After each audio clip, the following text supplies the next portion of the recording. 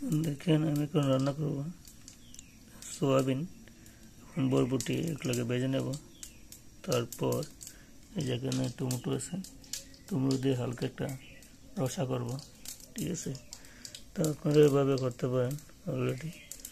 তো এই যে আমি এখন দিয়ে দিলাম, ঠিক আছে,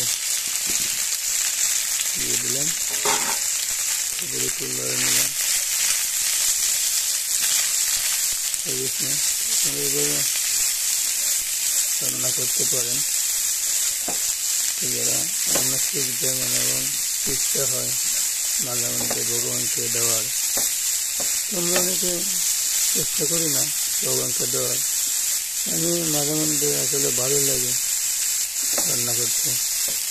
আপনারা ওইভাবে ভগবানকে রান্না করে দিতে পারেন। রান্নাটা হলো কি জানেন, একটা আনন্দ সহিত। যদি আনন্দ থাকে রান্না করতে ভালো লাগবে। তো রান্না যদি ভালো লাগে অবশ্যই রান্না করবেন, ভগবানকে দেবেন, ঠিক আছে। এই হলো অবস্থা। দেখেন অলরেডি মোটামুটি হয়ে গেল। আরও মাঝে মধ্যে গুঁড়া দেবেন, তারপরে লাড়া দেবেন, ঠিক আছে।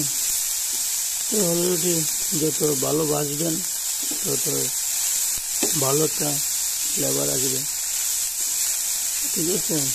তো রান্নাটা হলো আসলে খুব গুরুত্বপূর্ণ বিষয়, ঠিক আছে।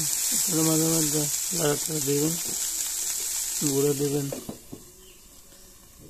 তারপর আস্তে আস্তে হবে। দেখেন মোটামুটি হয়ে গেল।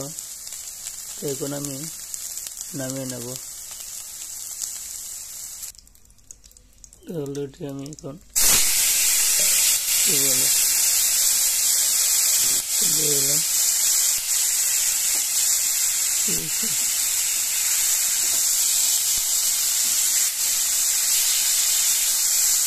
তারপর এটা একটু আমি মনে করেন মজাবো, ঠিক আছে। ধোয়ার পরে তারপরে গুঁড়া দেবো, তারপরে মনে করেন একটু হলে তারপরে অন্য কিছু দেবো আর কি। দেখেন অলরেডি হয়ে গেল।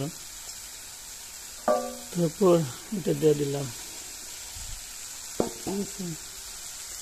এটা হলো আমার সিস্টেম আর কি, আমি যেরকম ভাবে পছন্দ করি, ঠিক আছে। আসলে রান্নাটা যার যার কোয়ালিটি, ঠিক আছে, যেরকম যে ভালো লাগে এরকমভাবে করবে। অলরেডি হয়ে গেল মনে হয়, ঠিক আছে। তারপর ভগবানকে দিয়ে দেবো, হয়ে গেল, ঠিক আছে। বুঝছেন সুন্দর একটা ফ্লেভার আসলো, এভাবে আপনারা দিবেন, শেষ, ওকে।